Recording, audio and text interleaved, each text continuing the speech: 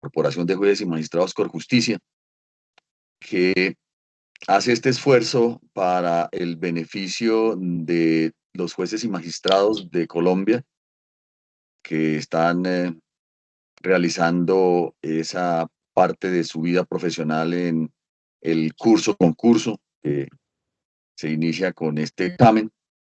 Esperamos que a todos les vaya muy bien y por eso hemos pretendido, con la colaboración de varios expertos, poder darles algunos tips importantes para recordar, más que para cualquier otra cosa, recordar esa información que hemos tenido durante tantos años allí al frente en el ejercicio de nuestra función judicial, pero que desde el punto de vista académico es importante que lo recordemos. El día de hoy, para esta segunda charla, tenemos la presencia del doctor Luis Manuel Lazo Lozano, quien es magistrado del Tribunal Contencioso Administrativo de Cundinamarca, es doctorando en Derecho Constitucional de la Universidad de Buenos Aires, máster en Estudios Avanzados en Derechos Humanos de la Universidad Carlos III, especialista en Derecho Constitucional, en Derechos Humanos y Derecho Administrativo. Es un compañero más de la Corporación de Jueces y Magistrados, miembro con todos los honores de esta agremiación de jueces y magistrados, que nos ha acompañado en diferentes eventos, en diferentes actividades de orden académico, y para quien el día de hoy tenemos este auditorio de jueces, magistrados, igualmente tenemos invitados de los corporados a esta charla, y a todos ellos la invitación para que enseguida el doctor José Anderson Beltrán, quien es nuestro coordinador académico, haga la introducción a la charla que tendremos el día de hoy. Y de la misma manera recordarles que ya fue enviado a sus correos la charla del día de ayer. El video, el audio video que tenemos del día de ayer ya fue enviado a sus correos electrónicos, entonces por favor lo verifiquen y si es de su interés, ojalá lo podamos compartir y igualmente podamos multiplicar la idea de que la Corporación de Jueces y Magistrados de Colombia tiene una función al interior de la judicatura, pero también de carácter social. Entonces, doctor José Anderson, le cedo la palabra y un saludo especial para el doctor Luis Manuel Lazo Lozano, compañero nuestro en Corjusticia. Siga, doctor José Anderson. Muchas gracias, doctor. Muy buenas tardes para todos. Un especial saludo de bienvenida a esta segunda actividad académica del ciclo de capacitaciones en Derechos Humanos, como bien se dijo, denominada Introducción al Derecho Internacional de los Derechos Humanos, a cargo del doctor Luis Manuel Lazo Lozano. El doctor Luis Manuel desarrollará esta sesión académica básicamente en 4 puntos. Primero, concepto, historia y fundamento de los derechos humanos. Acto seguido hablará acerca de la dimensión internacional de los derechos humanos. Posteriormente, en relación con la aplicación de los derechos humanos en el derecho interno. Y finalmente, hacia una dogmática de los derechos humanos. Están preguntando en el chat de participación. El capacitado, reiteramos, es el doctor Luis Manuel Lazo Lozano, actualmente magistrado del Tribunal Contencioso Administrativo de Cundinamarca. En relación con la metodología de la actividad, como de costumbre, inicialmente una exposición introductoria al tema, posteriormente la exposición en específico y al finalizar le comentaremos al doctor cuáles son las inquietudes que han surgido por parte del auditorio, las cuales le solicitamos por favor realizar a través del chat del aplicativo Microsoft Teams. Les agradecemos por favor silenciar los micrófonos cuando no estén interviniendo. Asimismo, una vez se finalice la capacitación, el doctor Luis Ángel Paz, vicepresidente, dará a conocer información relevante para las demás sesiones académicas. Muy bien, sin mayor preámbulo, doctor Luis Manuel, nuevamente mil gracias. Tiene usted el uso de la palabra. Bueno, muchas gracias, doctor José Anderson Beltrán, coordinador del área académica de la Corporación de Jueces y Magistrados. También un saludo especial al presidente de la corporación, el doctor Ernest Darío Lara Acuña, a todos los que en este momento están compartiendo este espacio virtual que tiene como propósito intercambiar algunas ideas en torno a el tema de Derecho Internacional de los Derechos Humanos. También expresarles mi complacencia por estar aquí y particularmente por estarme dirigiendo a los actuales y también futuros jueces y juezas, magistrados y magistradas de Colombia. De manera pues que estoy muy contento de poder compartir algunas de estas ideas en torno al tema del derecho internacional de los derechos humanos. El doctor José Anderson hacía una presentación acerca de cuáles son los 4 asuntos que voy a abordar, que van a ser un poco el contenido de esta exposición. Quiero señalar también, como mencionaba Hermes Darío, que el propósito es un poco refrescar, un poco recordar algunas nociones, algunos conceptos básicos sobre el derecho internacional de los derechos humanos, en la medida en que pues no es ajeno ni a quienes ejercemos la función judicial, ni a quienes ejercemos la profesión del derecho desde distintos ámbitos. La Constitución de 1991 creo que ha convertido casi que en materia obligatoria la cuestión de los derechos humanos en buena hora. Y por eso lo que pretendo es un poco transmitirles algunas ideas, algunas nociones básicas y estar presto a absolver las inquietudes que se presenten, un poco en la línea de pensar siempre qué nos podrían preguntar en un examen como el que varios de nuestros colegas van a presentar en el mes próximo, y para lo cual pues les deseo desde ahora los mayores éxitos. Entonces, el propósito de esta charla es básicamente una charla que busca refrescar nociones, conceptos básicos, de manera que los tengamos claros al momento de enfrentar el cuestionario que nos van a presentar. Bueno, entonces vamos a comenzar con recordar el contenido. Pienso abordar 4 puntos o 4 bloques temáticos. El primero, el de concepto, historia y fundamento de los derechos humanos. Esta es una cuestión que, pues yo recuerdo hace muchos años presenté este examen, pero casi siempre está este tema del concepto, de la historia, del fundamento de los derechos humanos. Salen 1, 2, 3 preguntas, de manera que es importante tener alguna claridad sobre el particular. Segundo, el tema de la dimensión internacional de los derechos humanos, es decir, después de partir de un elemento bastante teórico, ya comenzamos a entrar al tema propiamente del derecho internacional de los derechos humanos, que se encuentra muy ligado por la circunstancia de que somos jueces que desempeñamos y que vamos a desempeñar nuestra jurisdicción en Colombia, como es el tema de la aplicación de los derechos humanos en el derecho interno. De manera que ese es como el tercer bloque temático que espero abordar. Y finalmente, los esfuerzos que se han desarrollado en la doctrina hacia una dogmática de los derechos humanos, porque allá hay ciertos conceptos de la dogmática de los derechos humanos que también pueden ser materia de evaluación. Entonces, vamos a comenzar con el concepto, historia y fundamento de los derechos humanos.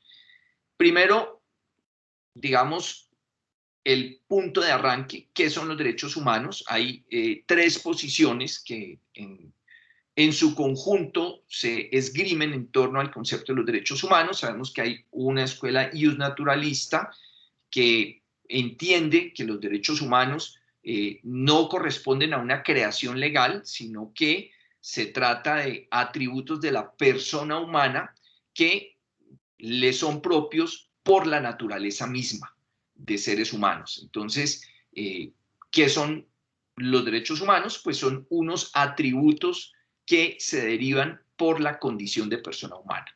Grosso modo, digamos, hay toda una serie de matices, de variantes históricas, contemporáneas acerca de lo que es el naturalismo, pero uno podría entenderlo de manera muy general, que son toda una serie de prerrogativas que son implícitas, que son íncitas, que están dentro del ser humano y que no necesitan ningún reconocimiento externo. Esa, digamos, es una de las características del iusnaturalismo, porque aquello que natura da, pues no tiene por qué ser reconocido. Está en la naturaleza de la condición humana y por lo tanto lo único que puede hacer el sistema jurídico es reconocer que existen esos atributos de la persona humana. Ese, digamos, es el concepto iusnaturalista que generalmente se ha explicado por oposición al concepto positivista acerca de lo que son los derechos humanos. Entonces, en la noción o en la concepción positivista de los derechos humanos, el punto focal no se encuentra en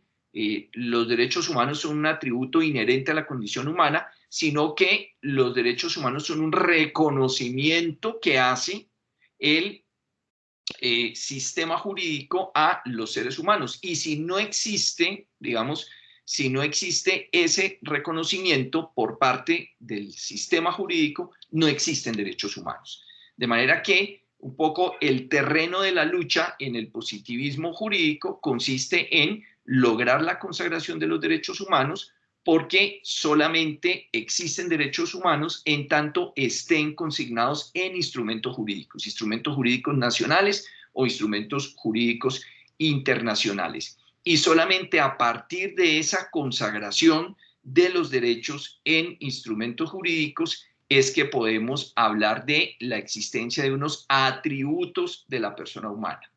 Entonces, digamos, la gran diferencia que uno puede establecer aquí es que en la primera noción, el iusnaturalismo, pues los derechos humanos son atributos de la persona humana. En la segunda, el positivismo, son una serie de atributos que predica el sistema jurídico de la persona humana.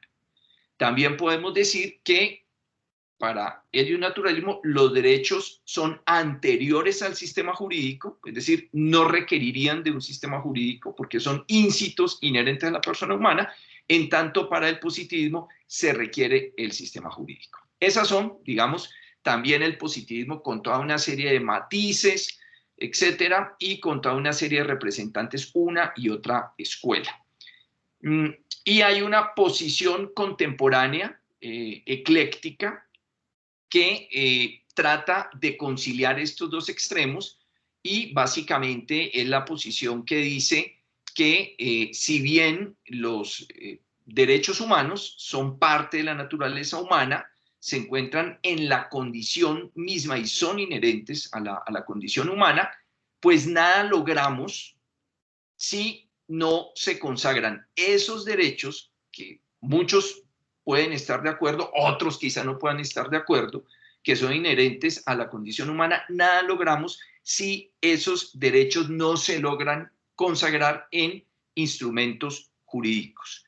Porque solamente la posibilidad de instrumentos jurídicos es la que permite una protección y en consecuencia una consecuencia práctica de la existencia de los derechos humanos. Esta última tesis es la que en el fondo pues uno observa reflejado tanto en el derecho internacional como en el derecho constitucional. Uno, digamos, en la Constitución colombiana encuentra numerosas referencias, una de ellas, el artículo 94 de la Constitución, que habla justamente de la existencia de derechos inherentes a la persona humana que, pese a no ser positivizados, consagrados en la Constitución, pueden ser reconocidos. De allí uno diría un poco, según el artículo 94, a uno le comienza a dar pistas en el sentido de que nosotros tenemos una Constitución de raíz iusnaturalista, pero finalmente, pues también es positivista porque se trata de la consagración de un instrumento jurídico de derecho interno, de derecho nacional. De manera pues que eso me parece esencial como para recordar esas tres grandes nociones, partiendo de las dos primeras del iusnaturalismo y el positivismo, y de cómo hoy la posición contemporánea es ecléctica en la medida en que, ya lo han señalado varios filósofos y varios pensadores, el punto de los derechos humanos hoy es su realización. El debate de los derechos humanos es que esos se puedan plasmar como conquistas efectivas de los seres humanos. Y aquí entra pues el papel crucial del juez. Digamos, nosotros somos los llamados a que esas nociones generales o más o menos concretas de derechos humanos y de la condición humana sean una realidad para cada individuo. Bien. ¿Cuál es la fundamentación? Aquí, esta es, digamos, otro punto recurrente como elementos teóricos de los que se parte en la reflexión de los derechos humanos, y es que cuando nos preguntamos por la fundamentación, nos estamos preguntando por el fundamento, por la base o por el sustento de los derechos humanos. Entonces, las distintas concepciones, digamos, han logrado un punto de convergencia en el sentido de que la base o el sustento de los derechos humanos es la dignidad humana. ¿Sí? La dignidad humana. Ahora sí, esa dignidad humana puede tener distintas versiones, pero por lo menos se puede afirmar que esa noción de dignidad humana, que consiste básicamente en afirmar que el ser humano es inviolable, ¿sí? Es decir, que el ser humano no, en principio no puede ser compelido, no puede ser agredido. Esa base que otorga la dignidad humana puede tener tres perspectivas de aproximación, y esto, digamos, también yo he visto, digamos, que ha aparecido en cuestionarios y de alguna manera es un punto recurrente. Y hay que tenerlo, digamos, claro para aproximarse a contestar preguntas. Hay una concepción religiosa, hay una concepción propia del justnaturalismo racionalista y hay una concepción un poco más actual que es la posición de la autonomía personal. Y estas tres concepciones de la dignidad humana pues tienen una ubicación histórica más o menos clara. Digamos que en la primera, pues la concepción religiosa, pues obviamente es una concepción cristiana medieval que desde luego pues, también tiene vigencia hoy en modalidades o en versiones, digamos, actualizadas de esta concepción religiosa, pero la inviolabilidad del ser humano consiste en que es hecho a imagen y semejanza de Dios, ¿sí?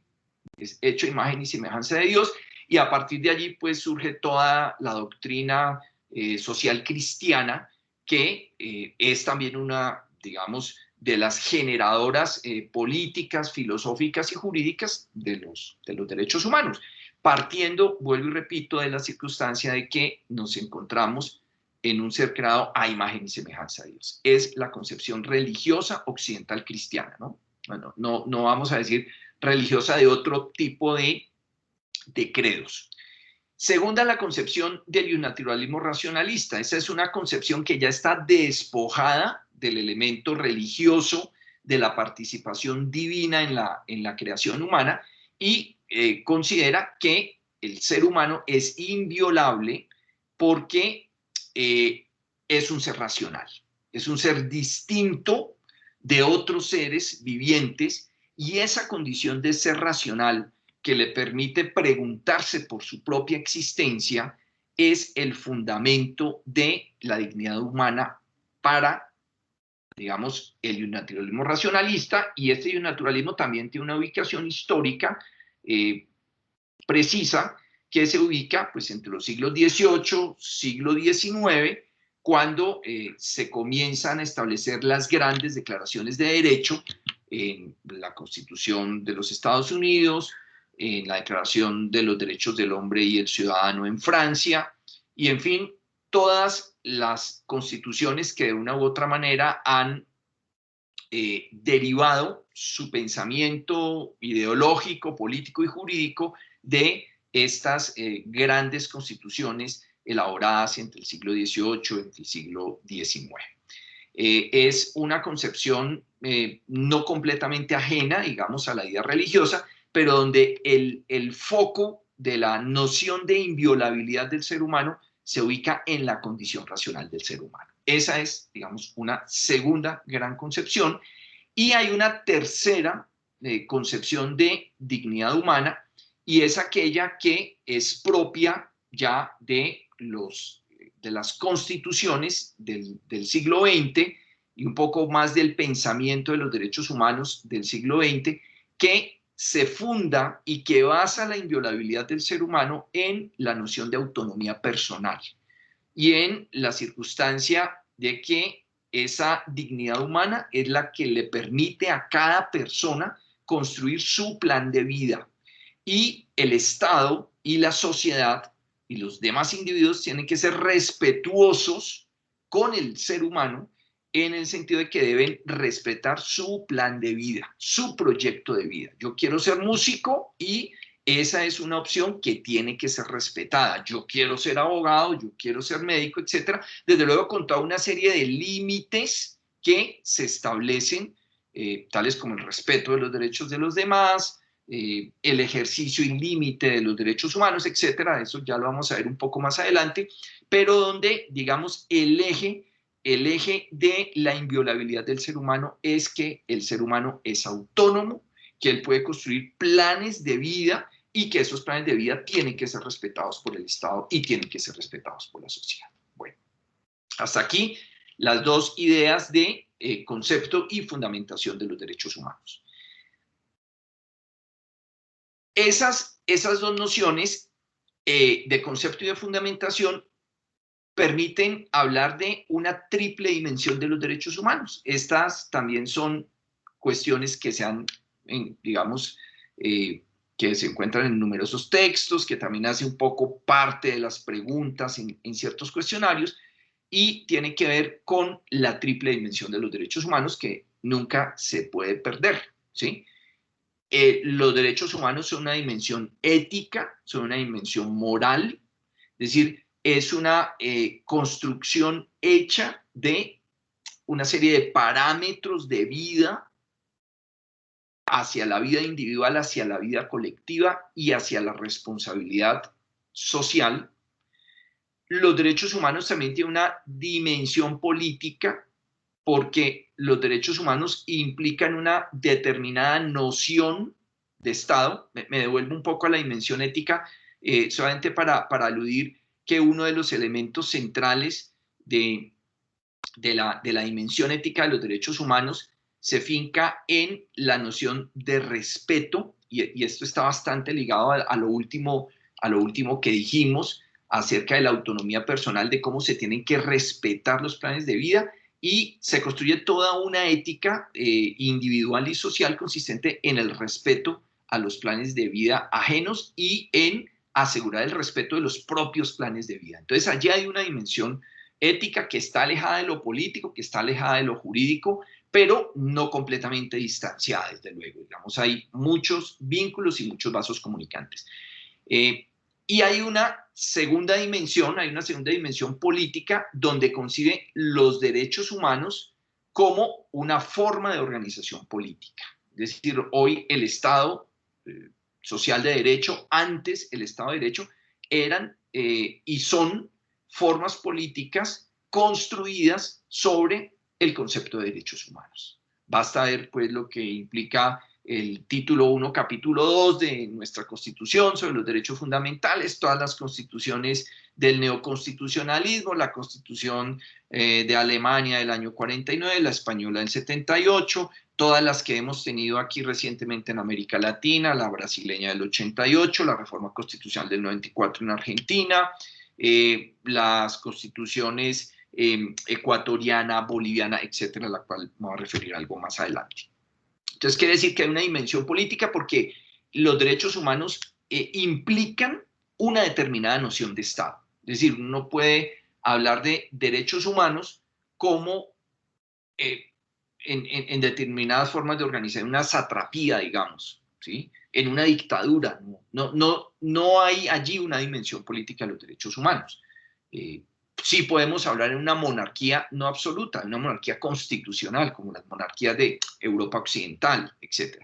Y tercero, tiene una dimensión jurídica, ¿sí? Porque los derechos humanos están contenidos, se expresan y tienen mecanismos de protección en el sistema jurídico, tanto en el sistema jurídico nacional como en el sistema jurídico internacional. Entonces, nunca olvidar esta triple dimensión de los derechos humanos. Bien.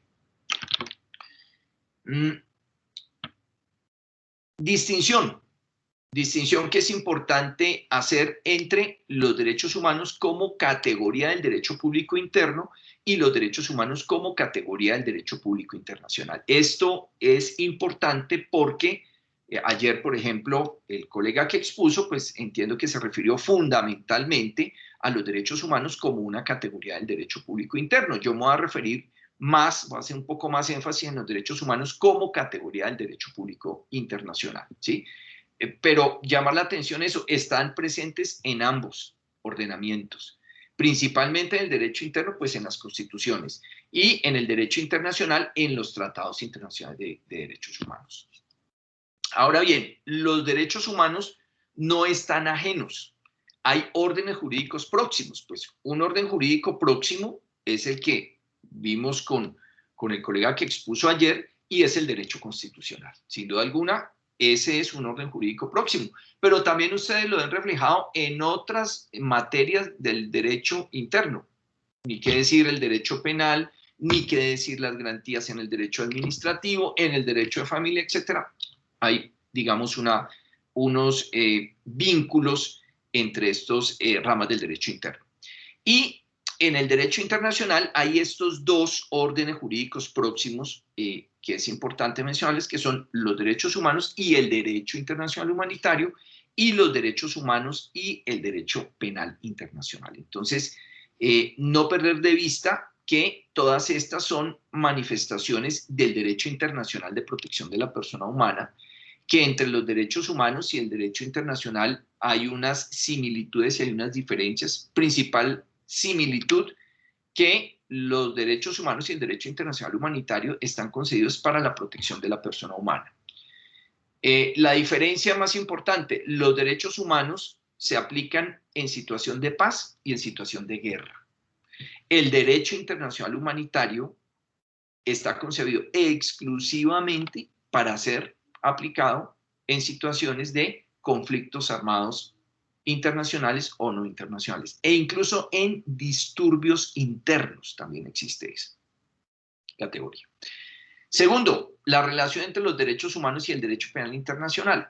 ¿En qué se parecen? Pues que ambos son mecanismos de protección de la persona humana, porque el derecho penal internacional no hace cosa distinta, sino castigar las más graves violaciones de los derechos humanos, que están aquí, y del derecho internacional humanitario, creando, como sabemos,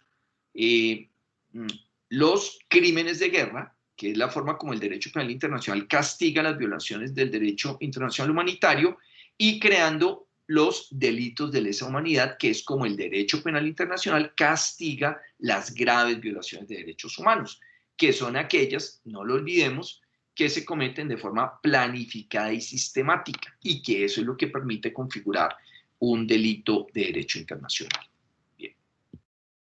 Evolución de su contenido. No está de más recordar esto, todos lo sabemos, pero en las generaciones de derechos que ayer explicó el colega, tuvieron que haber abordado este tema, recordar que hay, digamos, tres momentos en la evolución del contenido de los derechos humanos. El primero es el que se logra gracias a las revoluciones burguesas, estamos hablando siglo XVII, siglo XVIII, digamos las grandes revoluciones liberales que ayudan a consolidar o afincar los derechos de primera generación.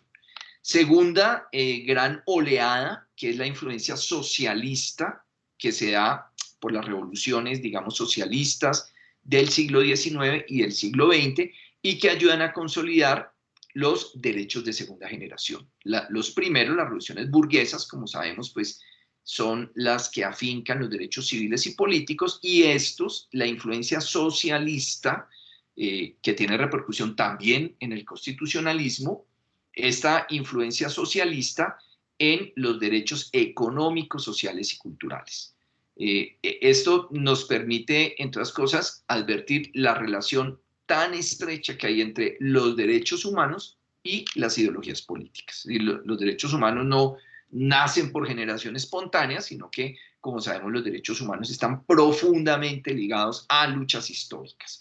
Luchas liberales en el caso de las revoluciones burguesas, luchas socialistas en el caso de la influencia socialista en los derechos humanos, y hay una tercera, digamos, contenido de los derechos humanos que ocurre con los derechos de tercera generación, el derecho al medio ambiente, el derecho a la paz, el derecho al desarrollo, que ya son derechos que se consolidan en una tercera etapa, donde afortunadamente pues no hemos llegado a ella tanto por virtud de las guerras como por virtud de cierta conciencia acerca de el derecho a la paz, ¿sí?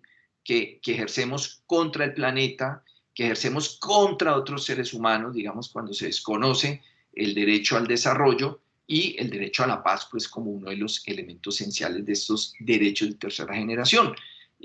Esta puede ser, digamos, una pregunta de las relativamente fáciles que surgen. Diga, pues, cuáles son los derechos de primera, de segunda, de tercera, como lo señaló el colega ayer, y también cómo asociar, digamos, qué derechos corresponden a qué revoluciones, o burguesa, o a las revoluciones socialistas, o a los derechos de tercera generación.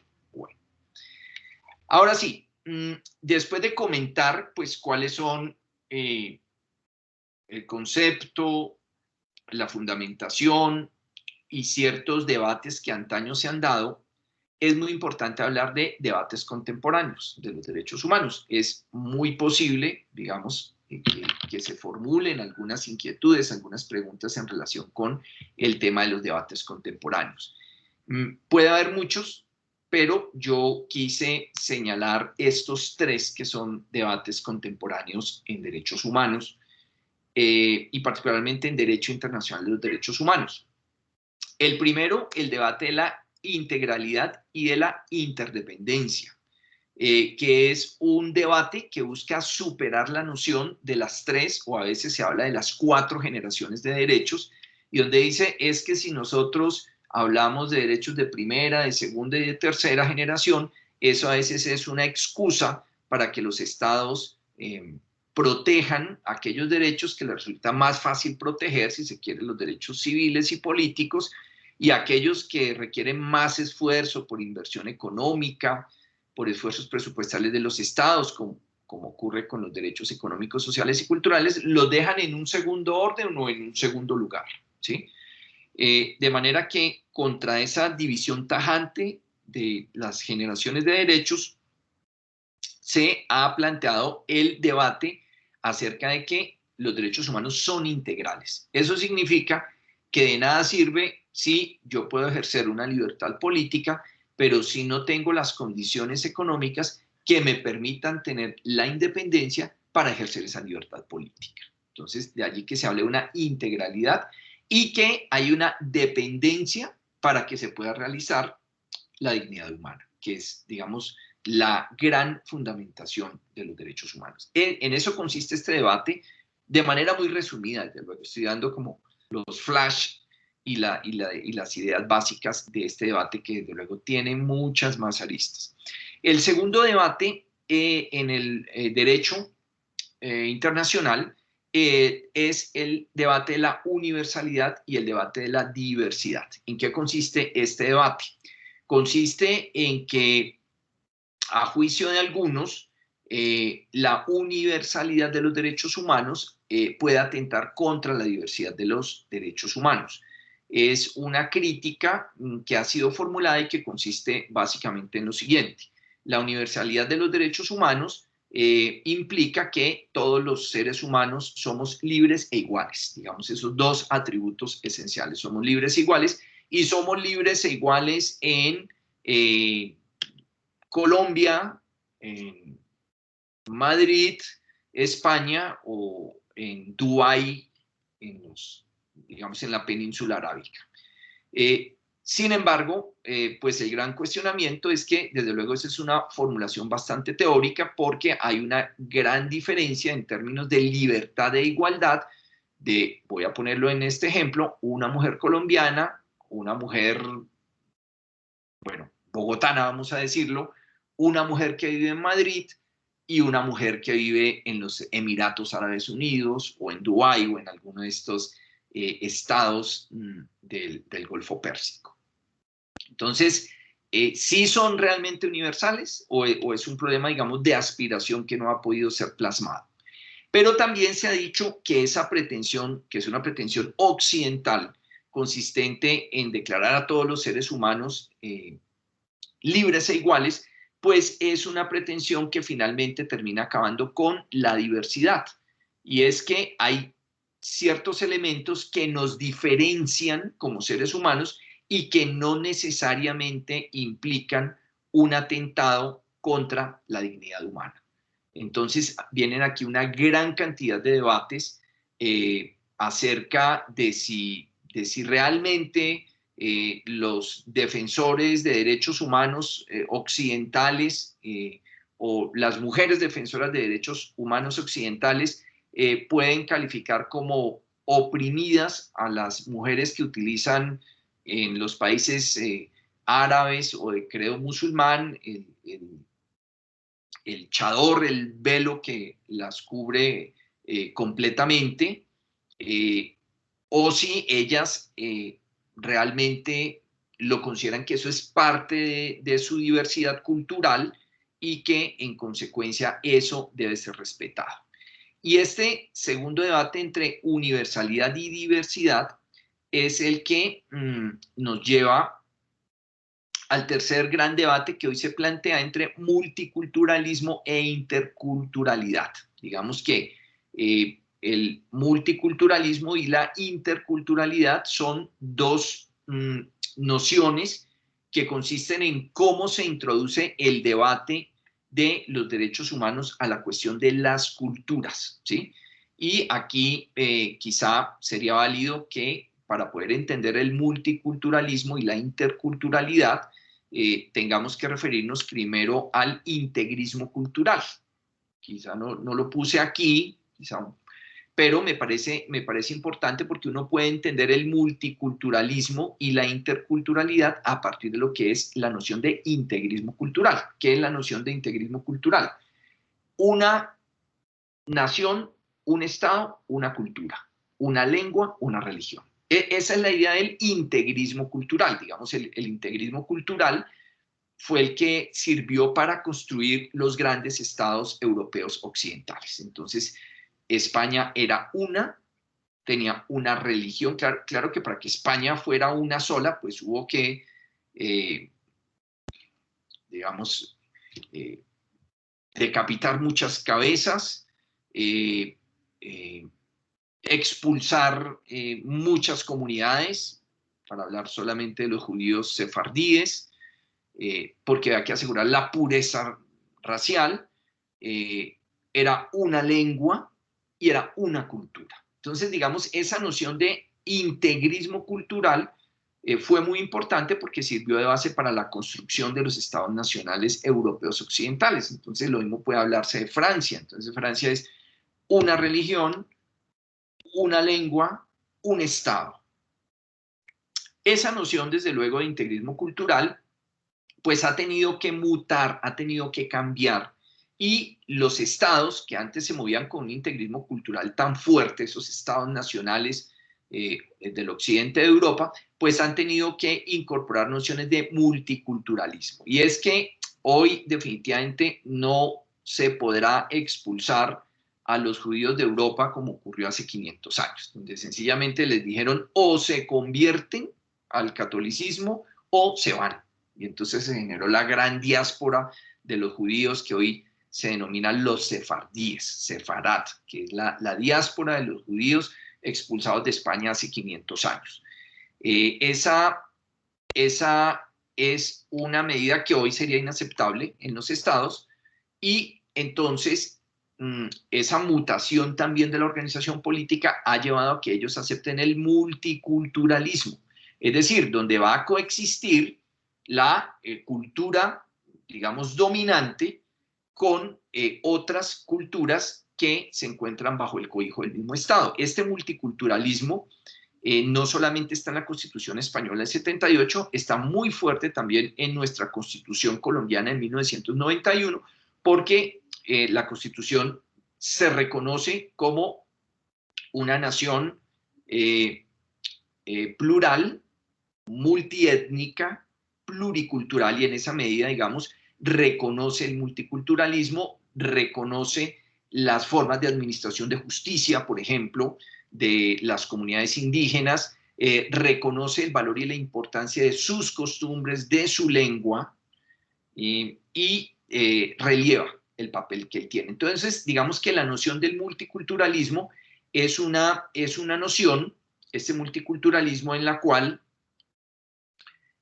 Se trata de una manifestación de los estados de derecho, liberales, estados sociales de derecho, que dicen nosotros tenemos que reconocer esas otras culturas que están bajo el cobijo del mismo estado. Y hay una tercera expresión, porque aquí hablamos de integrismo cultural, luego de multiculturalismo, y una tercera expresión que es la interculturalidad, que es donde realmente se reconocen estados plurinacionales, ¿sí? Y yo diría que el modelo de esta manifestación de la interculturalidad, perdón, me pasé o me volví, esta manifestación de la interculturalidad es la Constitución boliviana. En la Constitución boliviana estamos hablando de un verdadero Estado plurinacional, ¿sí?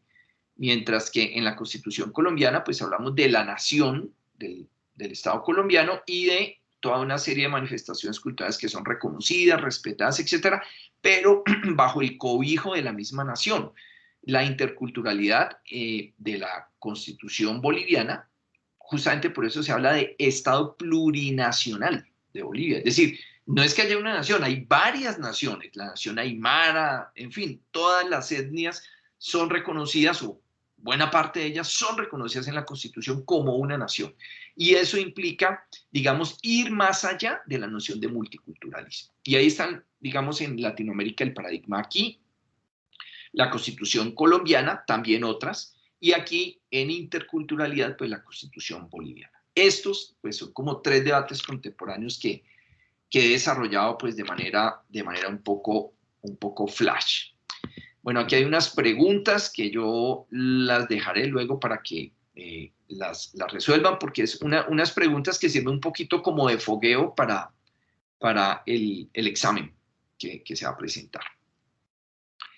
Bien, la dimensión internacional de los derechos humanos.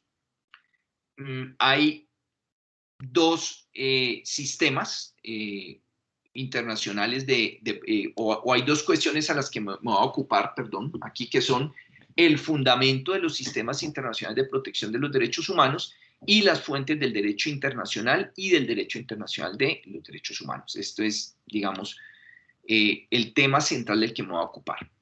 Primero, en relación con el fundamento de los sistemas internacionales de protección de los derechos humanos, tenemos que recordar que los sistemas internacionales tienen como fundamento la protección subsidiaria, ¿sí?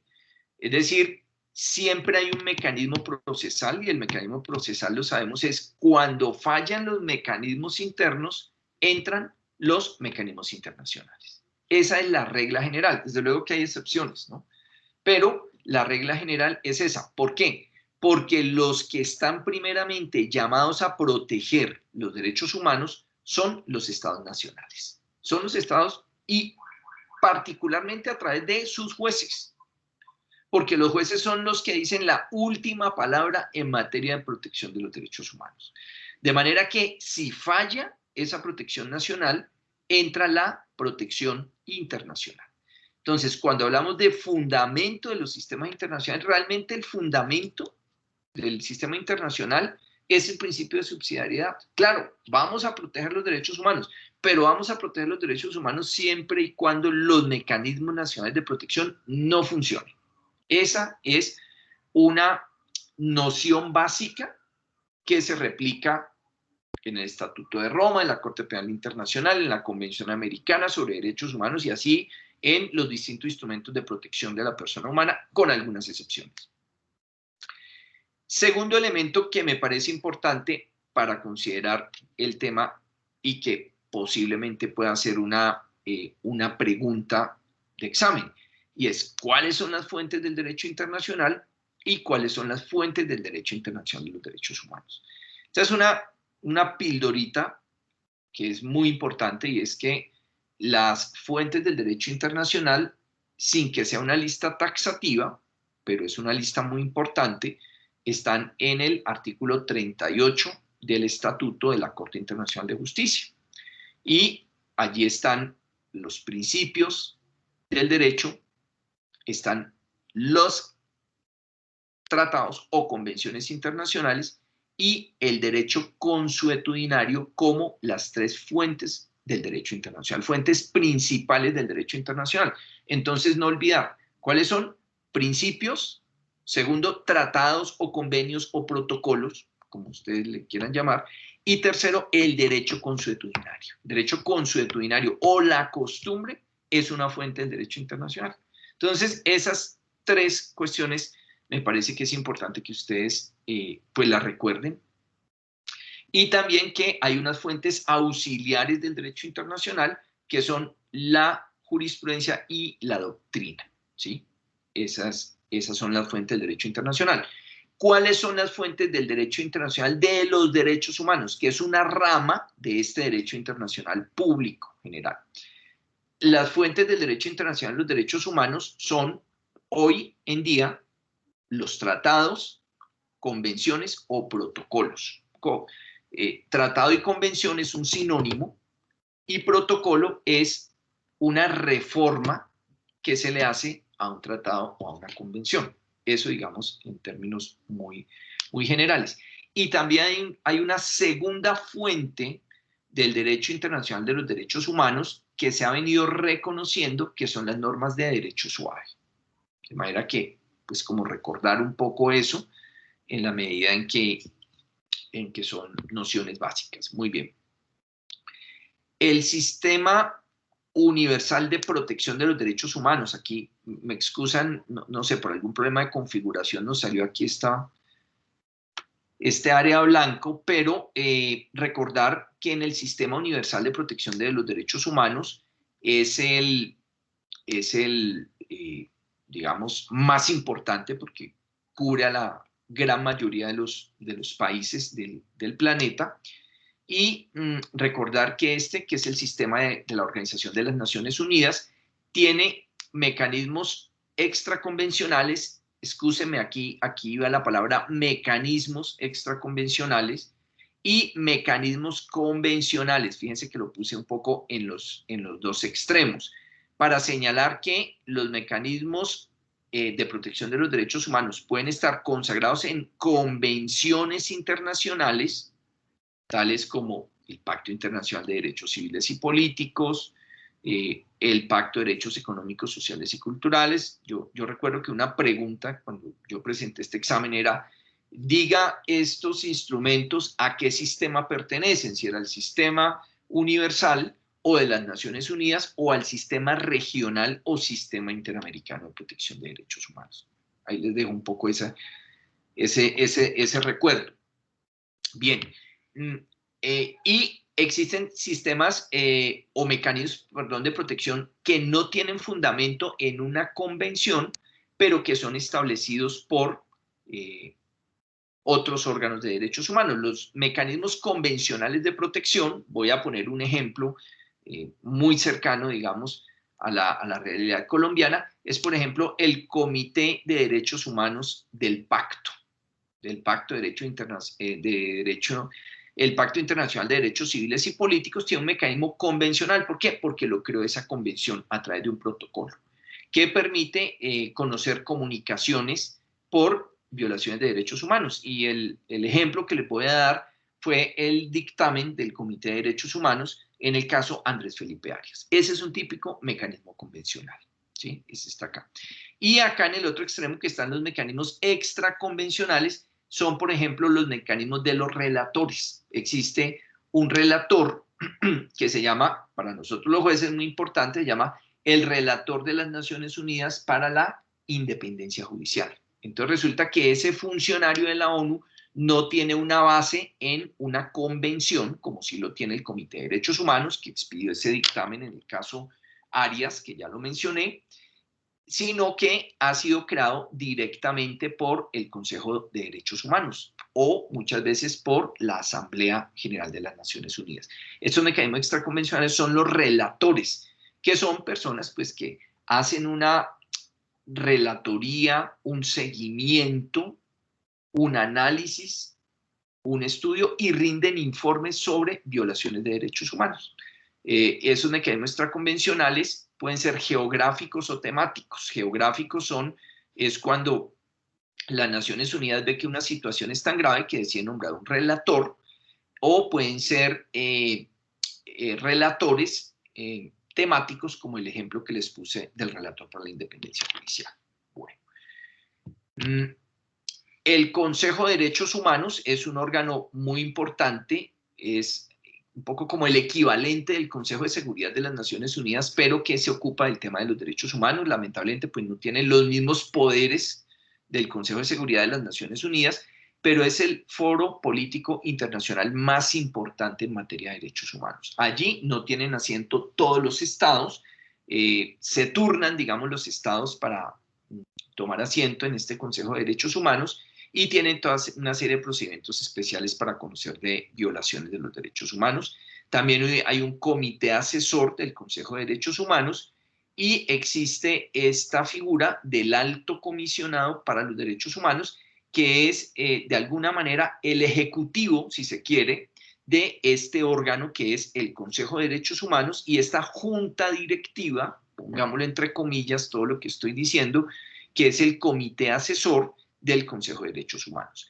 Cabe recordar que aquí en Colombia tenemos una oficina que funciona desde hace más o menos unos 15 o 20 años, que es la Oficina del Alto Comisionado para los Derechos Humanos en Colombia. Bien, esto son como unas ideas muy básicas acerca de el sistema universal, y recordar los dos tratados más importantes del sistema de la ONU de Derechos Humanos, que son el Pacto Internacional de Derechos Civiles y Políticos y el Pacto Internacional de Derechos Económicos, Sociales y Culturales. Son los pactos más importantes, ¿sí? Y no olvidar que esos fueron expedidos en el año de 1966, y antes hay un documento importantísimo para la humanidad, que es la Declaración de Derechos Humanos de las Naciones Unidas, expedida el 10 de diciembre de 1948. Entonces, no olvidar ese, que no es un tratado, pero sí es una norma de derecho consuetudinario. Todos los estados asumen que esas normas les obligan, las que están consagradas en la Declaración de Derechos Humanos de 10 de diciembre de 1948. En todas cosas, por eso es que el 10 de diciembre se celebra el Día Internacional de los Derechos Humanos, porque ese día, en el año de 1948, se expidió la Declaración Universal de Derechos Humanos. Bueno, del sistema interamericano, pues voy a pasar aquí refiriéndome a las instituciones básicas, la Comisión Interamericana, que la tengo aquí, y la Corte Interamericana. Ahora sí, ¿cuál es la diferencia y la función de cada una de estas? Esta Comisión Interamericana es un organismo que tiene naturaleza cuasi judicial, es decir, se parece a un tribunal, pero no es en sentido estricto un tribunal, porque tiene otras funciones que no tiene un tribunal. Por ejemplo, la de realizar informes generales sobre la situación de derechos humanos. Esta que está acá, la Corte Interamericana de Derechos Humanos, este es un tribunal en sentido estricto, en el más clásico de los sentidos, produce sentencias. Estas sentencias obligan a los estados. Tiene sede en San José de Costa Rica. Esta primera tiene sede en Washington, Estados Unidos. Muy bien. Esta Comisión Interamericana, como lo dije, tiene competencias para la elaboración de informes sobre países. Son informes completos, digamos, sobre la situación de derechos humanos. Ellos abordan todos los derechos que están consagrados en la Convención, o hacen informes temáticos, por ejemplo, sobre la situación de los migrantes, sobre la situación de la independencia judicial en las Américas. Hay informes sobre esto. Y también se encargan del trámite de casos individuales. Lo que ocurre es que las decisiones que produce la Comisión Interamericana se denominan informes, y en esos informes se declara si hubo o no violación en casos específicos, y se ordenan unas determinadas medidas que se denominan recomendaciones. La Comisión Interamericana tiene la facultad de dictar medidas cautelares. Generalmente esas medidas son para protección del derecho a la vida, protección del derecho a la integridad personal. Aquí en Colombia hay varias personas que tienen medidas cautelares.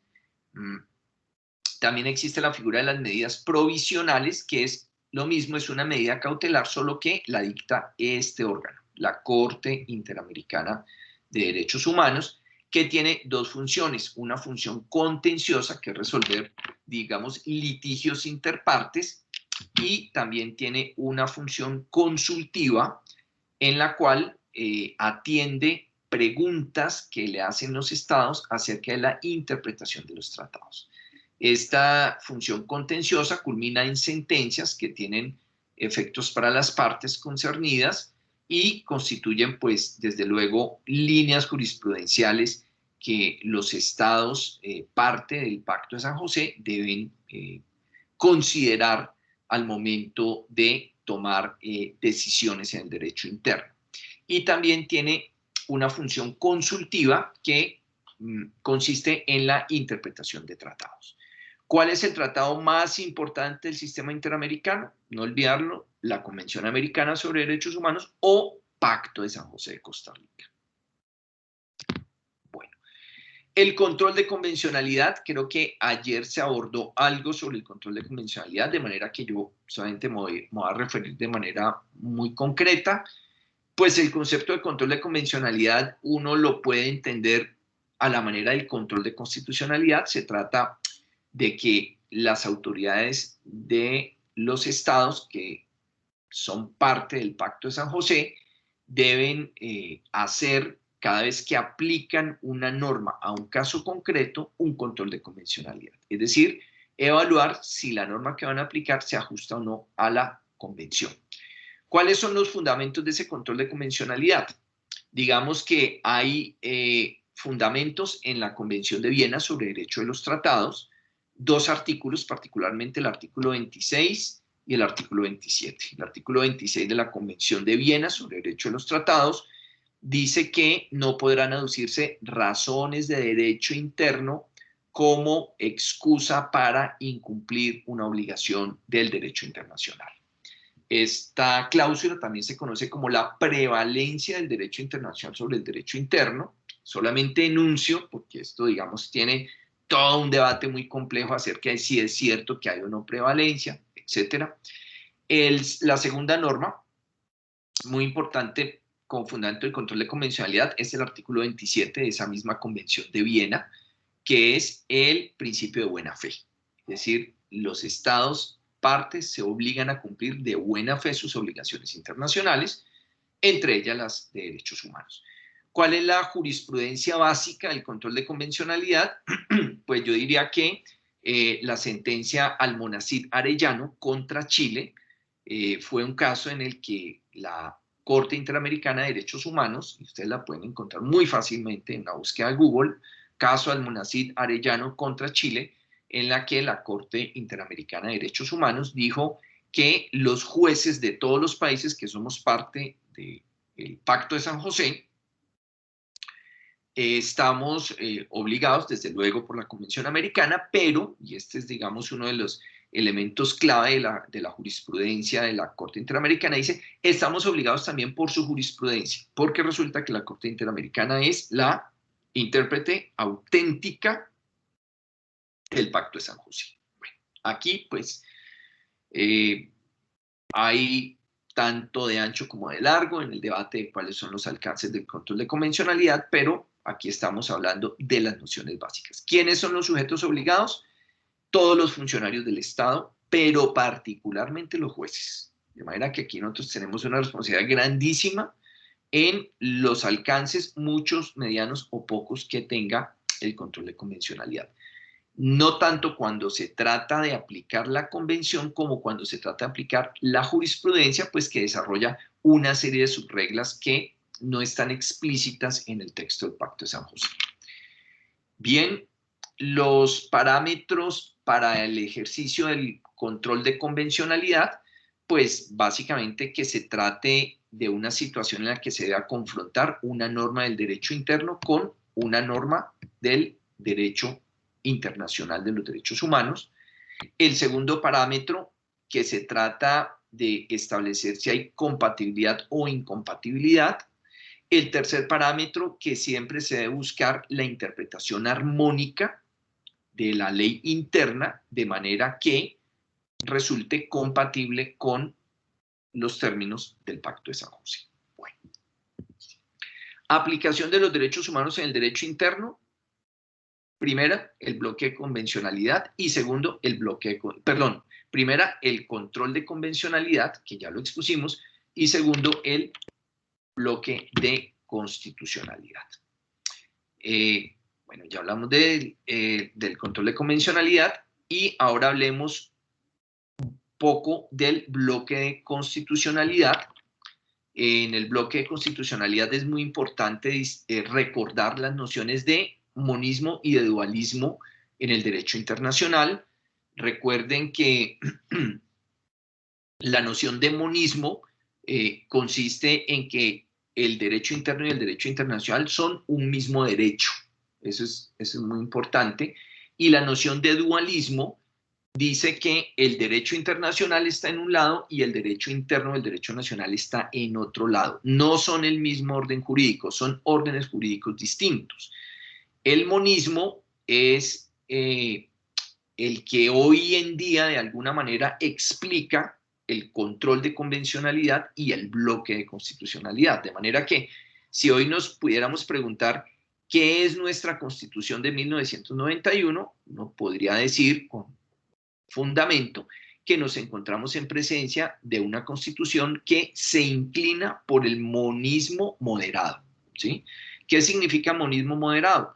Pues que hay normas de la Constitución que claramente implican una prevalencia del derecho internacional. Digamos que la tesis del monismo en el derecho es la que implica que como son un solo orden, el derecho internacional y el derecho interno, pero el artículo 26 de la Convención de Viena sobre el Derecho de los Tratados dice que prevalece el derecho internacional sobre el derecho interno. Entonces, esta es una tesis que definitivamente está hoy en boga. Por eso cuando el artículo 93 de nuestra Constitución dice que prevalecen los tratados de derechos humanos que hayan sido, dice, ratificados por el Congreso en el derecho interno, pues aquí estamos en presencia de un monismo. Sin embargo, pues es un monismo moderado, porque en el artículo 4 de la Constitución dice que la Constitución prevalecerá y la Constitución es ley de leyes y la Constitución es la norma suprema del sistema jurídico colombiano. De manera que hay un monismo, pero hay un monismo moderado. Esto, digamos, es un terreno en constante debate. Y el dualismo, digamos que el dualismo está hoy un poco desueto, porque hoy en día es muy difícil sostener que el derecho interno y que el derecho internacional son componentes completamente separados. Hoy cada vez más hay un acercamiento entre el derecho internacional y el derecho interno, y la mejor muestra de ello pues son los derechos humanos, ¿sí? Y esa similitud que hay entre una Carta Constitucional de Derechos Humanos y un pacto de San José. Bueno, el segundo elemento pues tiene que ver con que el bloque de constitucionalidad le está dando un estatus jurídico especial a los tratados de derechos humanos y derecho internacional humanitario, al convertirlos en prevalentes en el orden interno. Desde luego pues están las interpretaciones que ha hecho la Corte Constitucional, donde dice esto implica que el estudio de constitucionalidad de las leyes tiene que hacerse no solamente de cara a las normas, el estudio de constitucionalidad de las leyes, sí, perdón, tiene que hacerse no solamente de cara a las normas constitucionales, sino también de cara a los tratados de derechos humanos y derecho internacional humanitario que han sido incorporados a la legislación interna. Entonces, ese es el estatus jurídico y es el efecto práctico del bloque de constitucionalidad. Pero desde luego que este tema no está exento de muchas tensiones. Y de las tensiones clásicas voy a mencionar el caso Petro, donde pues, la Corte Interamericana dice, palabras más, palabras menos, que hay normas de nuestra Constitución que son contrarias a la Convención Americana sobre Derechos Humanos, particularmente el establecimiento de inhabilidades por autoridades administrativas respecto de funcionarios elegidos popularmente. Lo que quiero decir es que este es un tema complejo y en constante debate. Tercera cuestión del bloque de constitucionalidad es la posible fuerza jurídica de otros estándares internacionales de derechos humanos, dado que la Corte Constitucional ha interpretado que ciertas normas que no tienen el carácter de tratado, pero que sí son soft law o normas de derecho suave, pues pueden tener fuerza jurídica similar a la de otros instrumentos internacionales en el derecho interno. Ejemplo de ello, los principios DENG sobre el desplazamiento interno. Son una norma, digamos, de derecho suave, pero la Corte Constitucional ha dicho que esos principios de las Naciones Unidas son un poco el parámetro para las autoridades públicas en el tratamiento de la cuestión del desplazamiento interno en Colombia. Y con eso le está dando una fuerza jurídica grandísima la Corte Constitucional. Y la cuestión de si siempre que hablamos de bloque de constitucionalidad tenemos que hablar de principio de favorabilidad o principio homine. Es decir, cuando hay contradicción entre la norma del derecho interno y la norma del derecho internacional, que son los tratados incorporados al derecho interno, ¿qué debemos escoger? Una de las formas de resolver esas antinomias que se dan en nuestro sistema por razón del bloque de constitucionalidad es el principio de favorabilidad o pro homine, es decir, se resuelve en favor de aquella cláusula que sea más favorable a la persona humana. Y voy a cerrar en 5 minutos, porque ya estoy bastante extenso con mi exposición, con elementos básicos de lo que es una dogmática hacia una dogmática de los derechos humanos. Esas nociones básicas son las siguientes. Una tipología de las obligaciones en derechos humanos y las nociones de ejercicio y límite de los derechos humanos. ¿Cuál es una tipología de obligaciones en derechos humanos? Que podemos nosotros clasificar las obligaciones de derechos humanos según su referente sustantivo, que es aquí, el primero de ellos, o según el momento de su cumplimiento. Según su referente sustantivo, nosotros podemos hablar de obligaciones de respeto, obligaciones de garantía y de adopción de medidas para su efectividad. Entonces, un poco las obligaciones de respeto, estas que están aquí, son deberes de abstención. Entonces, esta obligación consiste en que el Estado no mate, no viole la integridad personal, no viole la libertad de expresión, etc. En tanto que este tipo de obligaciones de garantía y de adopción de medidas para su actividad son las llamadas obligaciones positivas, así también se conocen, que son dar educación, dar salud, etc. Y la segunda forma de clasificarla es según el momento para su cumplimiento. Entonces, según el momento para su cumplimiento, las obligaciones de derechos humanos pueden ser inmediatas o progresivas. Inmediata como el derecho a la vida. Es decir, yo no voy a respetar progresivamente el derecho a la vida, sino que el derecho a la vida ya mismo es inviolable, ¿sí? Este tipo de obligaciones son particularmente las de tipo derechos civiles y políticos, y progresivo es que poco a poco los estados pueden ir cumpliendo. Por ejemplo, la salud, por ejemplo, la educación. Poco a poco los estados van extendiendo la cobertura de salud, van extendiendo la cobertura de educación. Y las obligaciones de medio y las obligaciones de resultado. Entonces, las obligaciones de medio son aquellas en las cuales los estados tienen la obligación de poner los medios para asegurar el resultado de algo. Por ejemplo, tienen la obligación de poner los medios para asegurar la nutrición de la población infantil de 0 a 5 años, pero otra cosa es si finalmente se logra ese objetivo, y las obligaciones de resultado están ligadas a los derechos civiles y políticos. Es decir, sí o sí, usted tiene que garantizar el derecho a la vida, el derecho a la integridad personal. Tipología de las obligaciones y ejercicio y límite de los derechos humanos. Con esto vamos a concluir. ¿Qué son las nociones de ejercicio y límite? Que usted puede ver los derechos siempre como una moneda donde una cara consiste en ejercer los derechos humanos, ejercer el derecho a la vida, a la integridad personal, a la educación, a la salud, y otra cara que es la compleja y es la que casi siempre nos toca enfrentar a los jueces, a nosotros nos toca resolver es sobre todo los problemas de límite de los derechos humanos, es decir, cuando un derecho entra en colisión con otro derecho. Para eso es que se han desarrollado estas tesis. Primero, la tesis del contenido esencial, esto es, los derechos humanos pueden ser limitados, pero hasta que no toquen la esencia. Entonces usted puede, digamos, limitar el derecho de reunión, porque va a decir, la manifestación puede realizarse por la carrera séptima, desde el Parque Nacional hasta llegar a la Plaza de Bolívar. Pero no puede decir, no va a haber derecho a la reunión ni derecho a la manifestación. Esa sería una afectación del contenido esencial.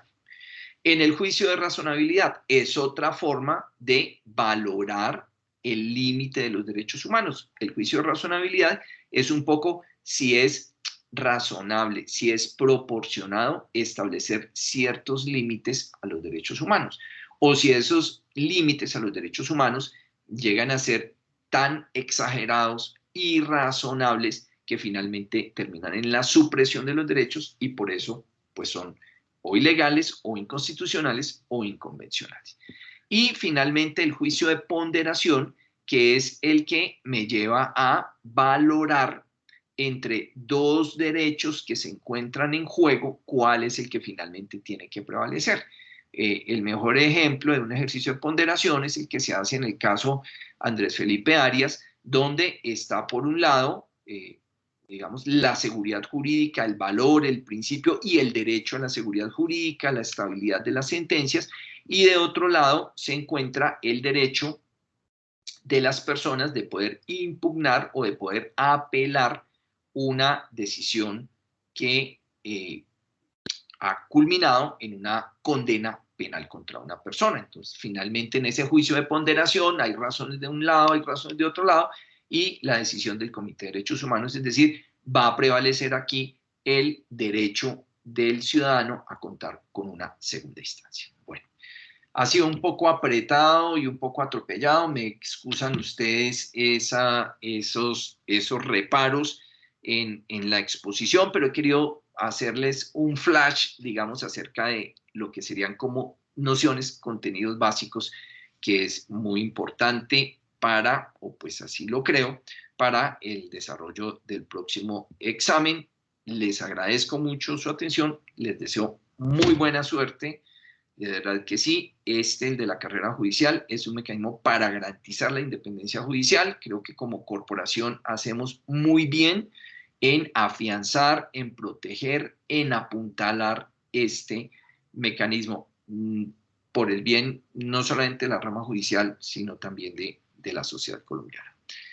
Muchas gracias, doctor Hermes, doctor Anderson, y a los colegas que han participado en esta videoconferencia, y bueno, estoy a disposición de ustedes. Muchas gracias.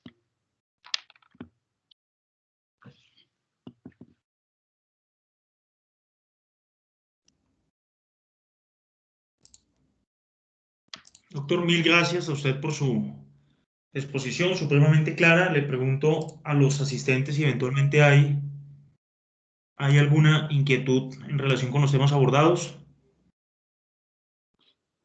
Vemos acá, doctor, que en el chat por lo pronto no hay inquietudes. Hay una pregunta que me formularon por interno en relación con el contenido de la Convención Americana de Derechos Humanos. Si bien reconoce derechos humanos, está ratificado por Colombia, atendiendo los contenidos del control de constitucionalidad, o del bloque de constitucionalidad, mejor, podemos pensar en principio que sea parte integrante del bloque. No obstante, como usted bien hacía mención, ya desde ese concepto de control de convencionalidad se puede establecer que más bien esa convención americana hiciera parte o estuviera en un nivel superior al constitucional. ¿Cuál es, doctor, su opinión personal sobre ese punto? Pues vea, la Constitución dice que los tratados internacionales de derechos humanos ratificados por Colombia prevalecen en orden interno. La Constitución es parte del orden interno, luego una lectura, digamos, del artículo 93 de la Constitución permitiría concluir que la Convención Americana sobre Derechos Humanos prevalece sobre la Constitución. Desde luego, esa es una lectura que se hace al texto del artículo 93. Sin embargo, la Corte Constitucional y otras cortes constitucionales del mundo, digamos, no es solamente el caso de la colombiana, han dicho un momento, esto puede ser complicado para los sistemas constitucionales nacionales y entonces vamos a estructurar esa noción que se llama el bloque de constitucionalidad. Y entonces el bloque de constitucionalidad busca un poco como entender que sí, hay un artículo 26 de la Convención de Viena, cuando allá en 1966, si no me falla la memoria, los estados dijimos que iba a prevalecer el derecho internacional sobre el derecho interno.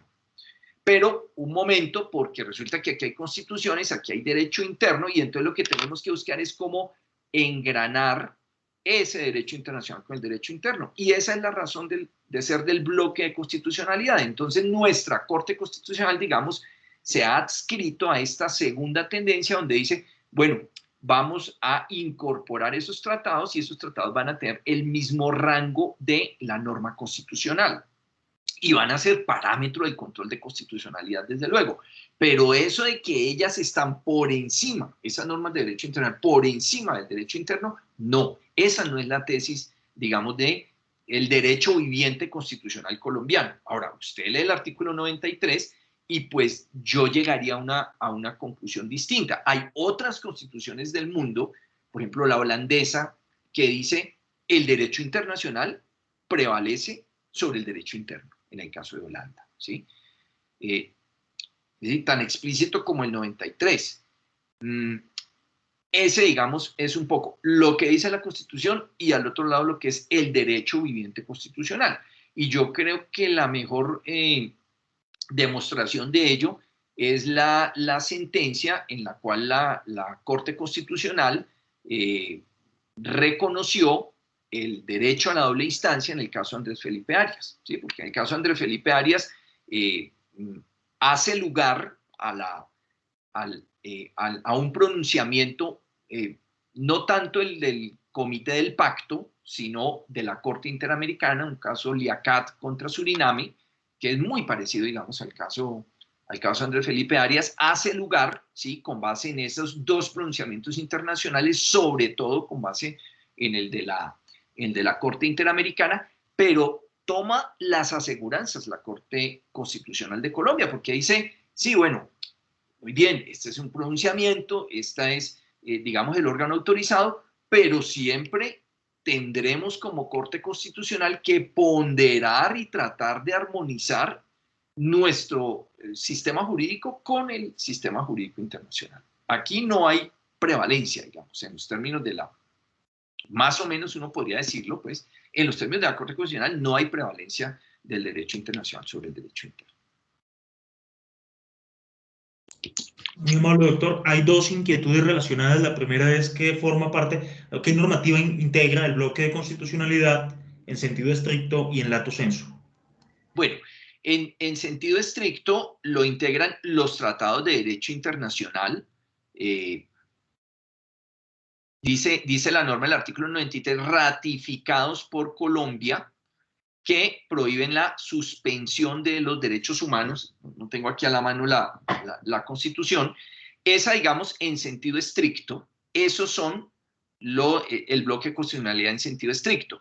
Y en sentido amplio es cuando la Corte Constitucional le ha dado fuerza normativa, que fue el ejemplo que di de los principios DENC, a ciertas normas que, uno, no son derecho duro en el derecho internacional, porque no son tratados, ni son convenciones, ni son protocolos, ¿sí? Dos, en consecuencia, tampoco han sido ratificados por el Estado colombiano, pero pese a esa circunstancia, considera la Corte Constitucional que se convierten incluso en directriz, y eso es lo que dice en el caso de los principios DENC, y lo ha dicho en el caso de otros instrumentos de derecho suave, se convierte en directriz para el manejo de la política pública del desplazamiento forzado interno en Colombia. Entonces, hay uno en sentido restringido, que es el que ya mencioné, y que comprende solamente esas convenciones de derechos humanos que han sido ratificadas por Colombia, y hay uno en sentido amplio que comprende esos instrumentos de derecho suave que la Corte Constitucional, en pronunciamientos muy específicos y en relación con temáticas muy concretas, ha dicho, esto es fuerza normativa vinculante para Colombia. Muchas gracias, doctor. Coherente con esa pregunta, ¿esa diferenciación conceptual tiene alguna aplicación efectiva? La pregunta concreta es, ¿el bloque de constitucionalidad en sentido lato y en sentido estricto tiene alguna funcionalidad? Por supuesto que tiene toda la funcionalidad. El bloque de constitucionalidad en sentido estricto es un parámetro para la realización del control de constitucionalidad. De manera que desde allí tiene una aplicación muy concreta. Segundo, las medidas cautelares que producen ciertos órganos, como la Comisión Interamericana de Derechos Humanos, han dado lugar a órdenes internas que han sido desarrolladas en acciones y en sentencias de tutela. Entonces, digamos, desde ese punto de vista tiene una aplicación práctica dirigida primero al control de constitucionalidad y segundo en el campo de las acciones de tutela, particularmente cuando se trata de las medidas cautelares, porque yo diría que es, digamos, una proyección de ese bloque de constitucionalidad que una medida cautelar que ha sido dictada por la Comisión Interamericana de Derechos Humanos, que es un órgano del Pacto de San José, de alguna manera es convalidada por una sentencia de tutela en la Corte Constitucional para que sea aplicada en Colombia, ¿sí? Es decir, para que no haya ninguna discusión acerca de su obligatoriedad, porque hay quienes en el derecho internacional dicen que las medidas provisionales de la Corte sí son obligatorias de la Corte Interamericana, pero que las medidas cautelares de la Comisión no son obligatorias. Entonces, un poco lo que ha dicho la Corte Constitucional en acciones de tutela es, estas también son obligatorias. Eso yo creo que es una aplicación práctica del bloque de constitucionalidad. Y la tercera aplicación práctica es cuando, con base en instrumentos de derecho suave, y vuelvo al mismo ejemplo, pero hay otros ejemplos, los principios sobre desplazamiento, ya dirigida a las autoridades administrativas, les dice, estos principios tienen que guiar la política pública sobre desplazamiento. Muchas gracias, doctor. Hay otra inquietud relacionada con los controles o los tipos de controles de constitucionalidad. Entendemos control concreto, control abstracto de una parte, de otro lado control difuso o control concentrado de constitucionalidad.